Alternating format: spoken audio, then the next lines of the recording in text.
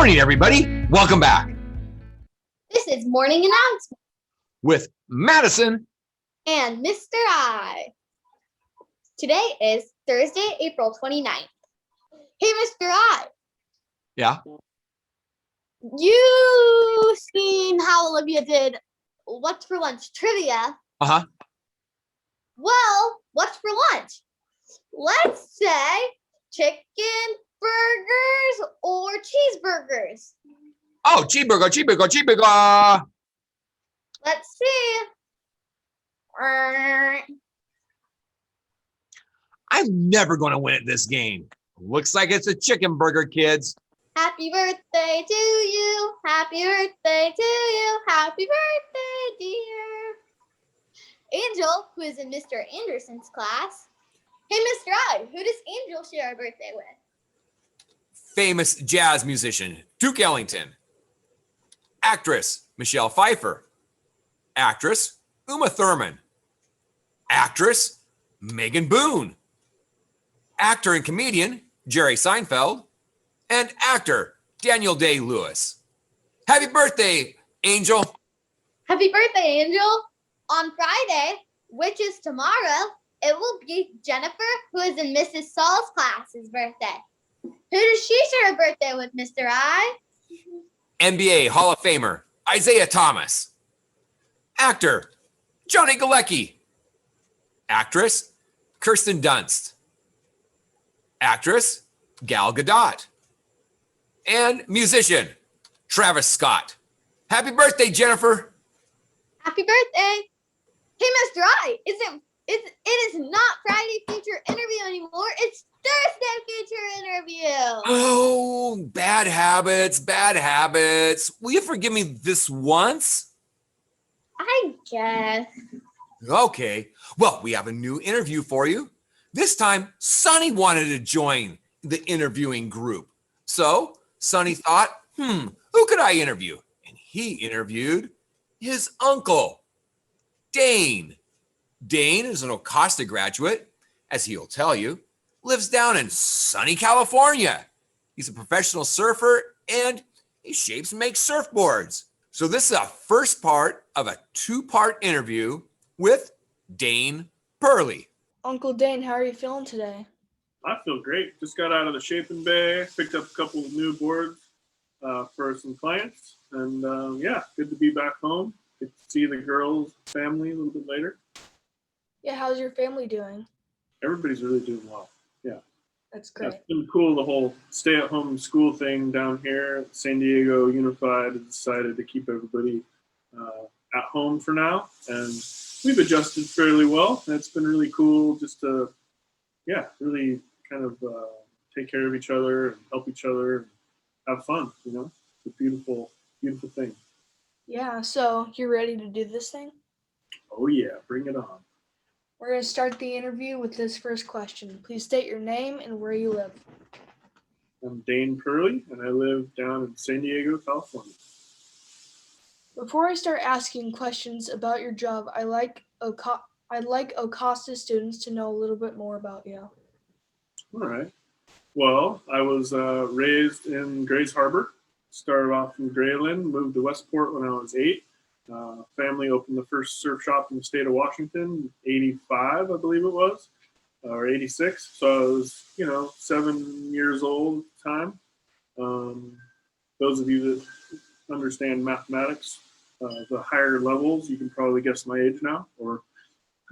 And then basically went through high school there at Acosta and surfed a bunch, had a great family and wonderful friends and teachers. It was amazing. Then adulthood hit, and I shuffled off to California quite readily right after graduation, and started shaping surfboards down there for Bob Pearson. I was a production shaper for 13 years. I guess as it pertains to my career, the shaping aspect of it.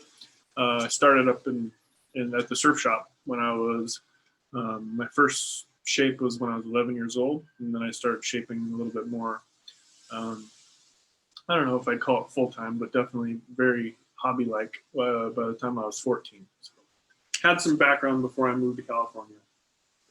And sure, I could go on and on and on. I'm just not sure how much time you want me to spend on this question. Well, I think that's enough. Your story telling grandfather, the genes didn't fall far. So you already told us where you grew up, Westport, Washington. Did you like growing up here? I loved it. It was amazing. Really liked the smaller town, and the waves were incredible. Had a great surf community that I was raised with. And, we were lucky growing up, did quite a bit of traveling also. In our family van, we'd jump in and kind of bump along up and down the coastline a couple times a year. So it was nice to always come home and get back to the usual every day. Yeah, cool. Yeah. Do you have any brothers or sisters? I have one sister, and I don't know if you know this, but she's your mom. And she's a little bit younger than I am, but not nearly as handsome. So, can't have it all. She has the youth, but I luckily got the looks. Yeah, I think I figured that out a long time ago. Have any fond memories of her growing up? Oh yeah, nothing but fond memories. Please explain. Well, as you know, she's just a very exuberant and caring human, and I felt very lucky to have her as a sister. It was really fun, growing up with her. Smart and funny and all that good stuff. And we played sports and surfed and did all sorts of fun stuff together. That's cool. Do you have a funny or embarrassing story about something that happened to you in elementary school? Gosh, I don't know if I do or don't. I just remember having an amazing time. You may or may not recall the old round school at the elementary. Yeah, But, I went to kindergarten in that. that was before your time? I went to kindergarten in that. Oh, you did. So you know a little bit about it then. Now that the building's gone, I feel okay divulging this story. But some friends and I managed to climb up onto the roof of that thing and skateboard, and it was really fun. Wow. It had a nice little pitch so you could kind of weave around the circle. Yeah. It was well designed for education, but really I think it was built for skateboarding. That's great. That's awesome. When you were younger, what did you want to be when you grew up? When I was younger, what would I like to be? Well, when I was younger, I wanted to be a surfer.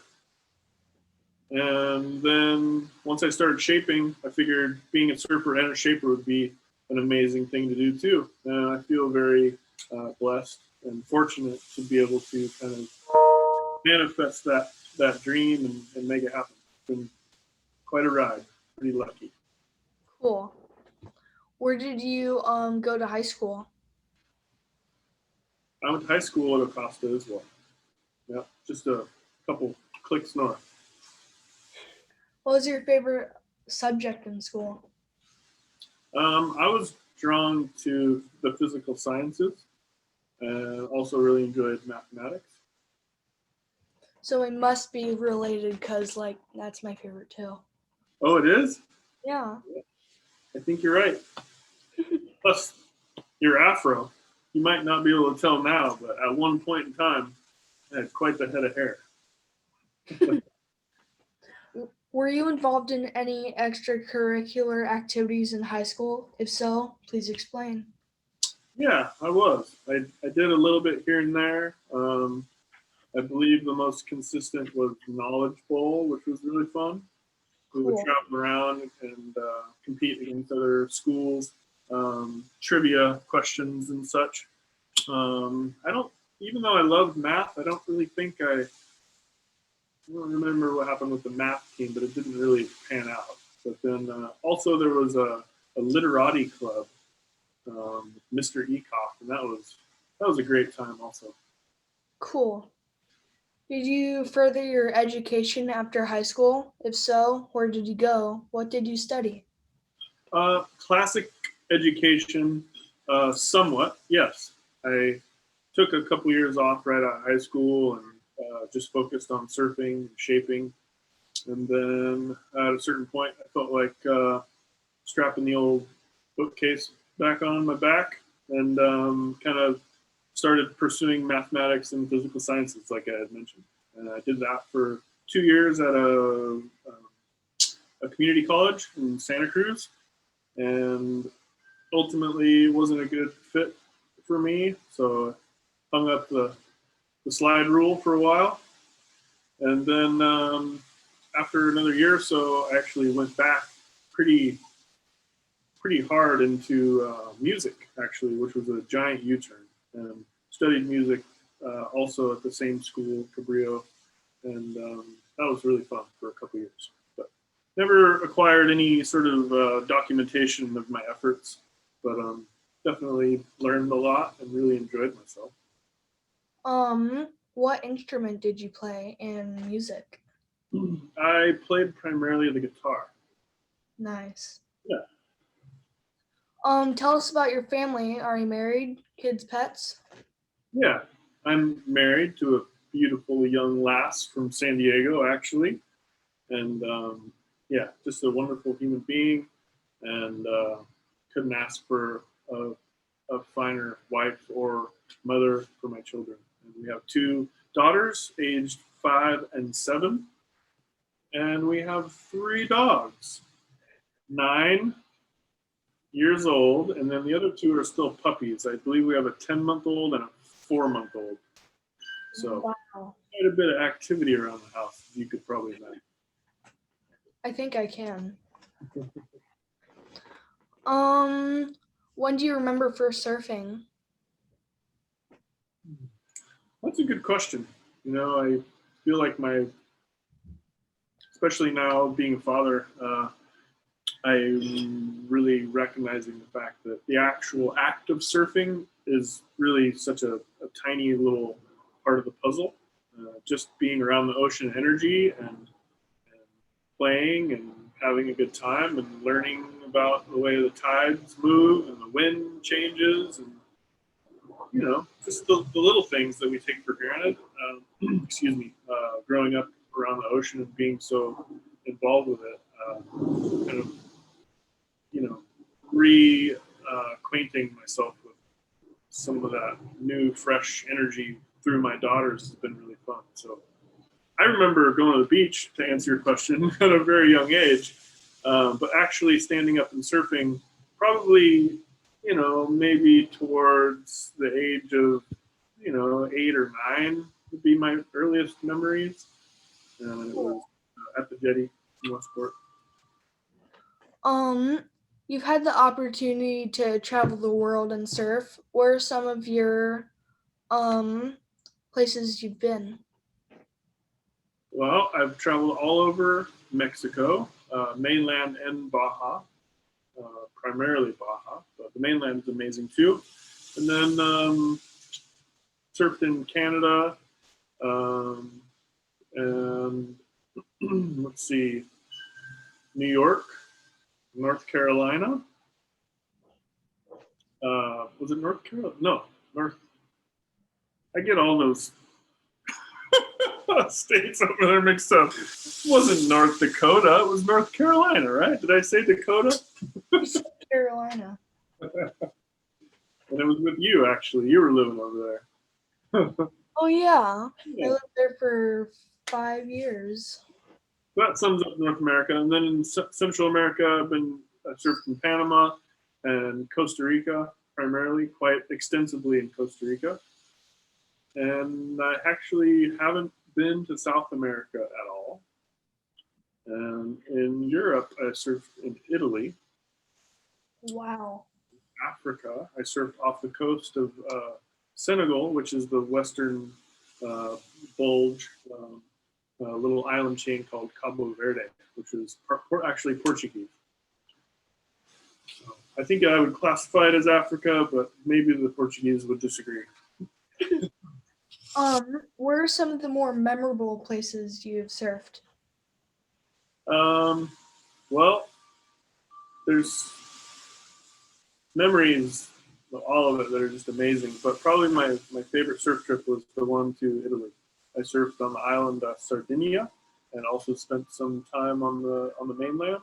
So the combination of the culture, the history, and surf was just incredible. Culturally as a whole, but also as a surf community, it was really fresh and new and excited and just really fun to be around. Kind of what I thought maybe surfing was like, kind of in the earlier days. That's cool. Compare the waters here in Westport to places in Southern California. Do you have a preference? I just like being in the ocean. I don't have a giant preference. As much as I've surfed around the world and been exposed to really amazing waves, I just like being in the ocean. I just love that energy. But it's definitely different down here in California. We're further away from the storms, so the wave energy is much more refined. Whereas up there, a little closer to the energy, so it's just takes some getting used to if you're not familiar with it. But growing up there, it was second nature. So awesome. Anywhere, it's all awesome. Do you look at surfing as a sport, or is it more of a lifestyle to you? I could see both answers being true, depending on who you are. But for me, it definitely falls under the second category. It's really a lifestyle. I haven't lived farther than a mile away from the ocean my whole life, and when I'm not surfing, I'm either shaping or with my family nowadays. So it's pretty full on. That's cool. Have you ever been scared while surfing? That's a good question too. And the only time that I can remember being scared actually was quite recently. I was out surfing with my daughter, and we were paddling across this reef area to a different beach, and kind of got caught by a set. We happened to be on boogie boards, and I was paddling in front, and she was behind me, just kind of holding onto my feet. And I thought we were going to make it over the crest of this wave, and I did. She didn't. And she took quite the spill and was underwater for a long time. And I was actually pretty darn scared about that. But for me personally, I can't remember ever being scared. I'm sure at one point it had to have happened, but I've been doing it so long, and I hope that my daughter Mira has the same answer for you if you interview her in 30 years. But she was scared in that moment, and I sure was too. I would be scared if that happened to one of my kids in the future too. Yeah.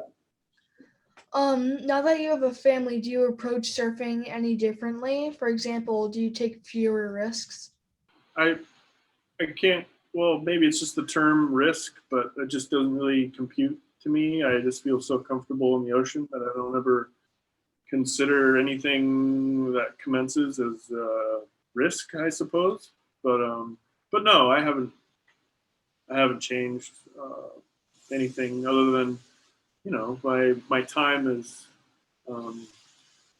divided up a little bit more broadly as opposed to very specifically, which before I would surf a lot of the day and then shape a lot of the night and not sleep a whole lot and then started to overdo it again. But having a family, there's a little bit of a schedule, and I'm really excited to be with them and see them every day. So depending on what's going on in the ocean and what's going on with the family, that's the one thing I guess has changed is I spend less time focused on it.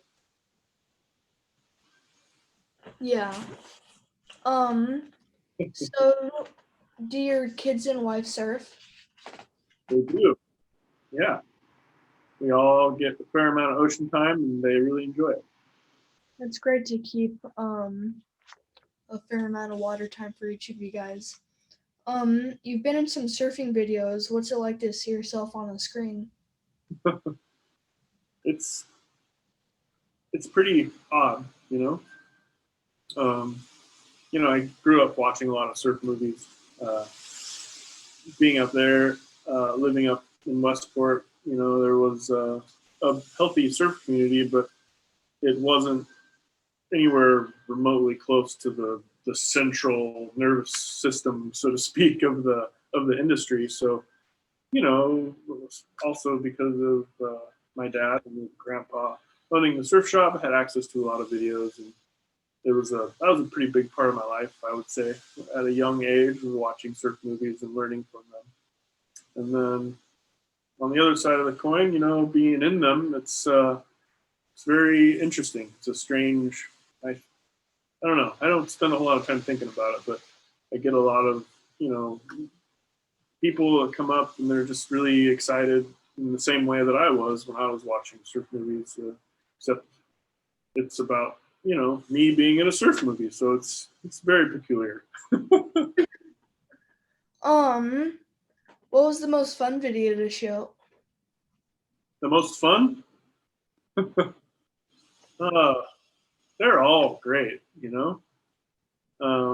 but I've been in several where we had to travel abroad, for the film. And those are my favorite. I just love traveling the world and, seeing new things, experiencing new cultures, and definitely waves as well. So some of those ones were more, fruitful for me and my growth, I suppose. But they've all been great. All the people I've worked with have been wonderful. And the surfers and the filmmakers and everyone in between. But the largest production, kind of the most produced one, which was interesting to be a part of, was One California Day. And there's a lot about the way that went down that was very interesting. And it was really fun. Great group of people, still very close with everybody there. It was a really neat film. Yeah, I've actually seen that film before. It was pretty cool. Yeah, honored to be a part of that one. Pretty cool. Your dad, my grandpa, is well known in the surfing community here in Westport. Tell us what influence he's had on your life as a surfer. Well, he's had a giant influence on my life. Just as a human, I would say he's, a very unique individual, and really looked up to him my whole life and continue to now. And as a surfer, I would say, he just kind of, maybe inadvertently, but just taught me kind of what I expressed earlier, that the ocean is an amazing energy source, no matter what is happening, whether the waves are, double overhead and barreling and, crazy good, or knee high and dribbly slop. It's always a wonderful place to be, just a way to connect with nature on a very, I don't know, it's hard to really put into words, but to be able to ride ocean waves that come from across the earth is bewildering, to say the least, to me still. So I think that's probably the biggest thing, was just, enjoying the ocean no matter what it's doing. Thank you, guys. This is Lily's mom. She sent us a video of her saying the pledge from the Boston Public Library. Madison, where's Boston again? Boston, Massachusetts. Oh, Boston, I'll get it right one of these times. Seriously. So anyways, here's Mrs. Saunders.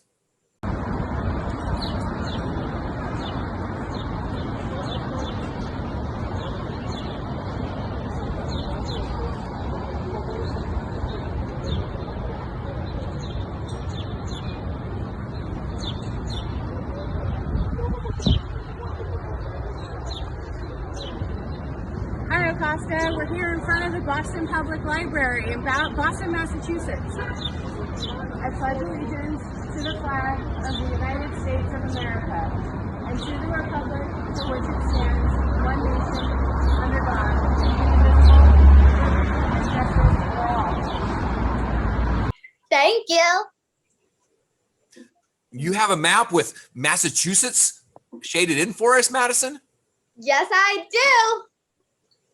It's that tiny little pink state. I see it. I see it. No wonder why I didn't know where it was. It's all the way on the other side of the map. How many more states do we have to go, Madison? We have 9 more states to go. These states are Arkansas, Delaware, Illinois, Indiana, Iowa, Mississippi, Rhode Island, South Carolina, and West Virginia. If you are going to one of these states, or you're visiting one of these states, or you know somebody in one of these states, get us your pledge video so we can fill out this map. We're getting there. We're getting there. Only 9 more to go. Well, it looks like the show's coming to an end. Remember, our emails are down below. Our emails are for suggestions or ideas, pledge videos, and remember, you can send in a video of you saying the pledge and be featured in morning announcements, but you just gotta ask your mom and dad. And shout outs, of course. Well, we hope you enjoy your Thursday. Have a great weekend. And remember, everybody, be a good kid. Do the right thing. What he said. Bye. Bye.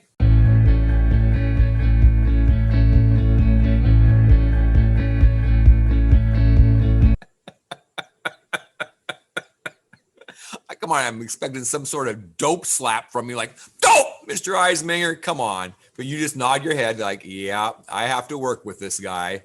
3, 2, 1. Thanks for staying with us to the end of the show. That's what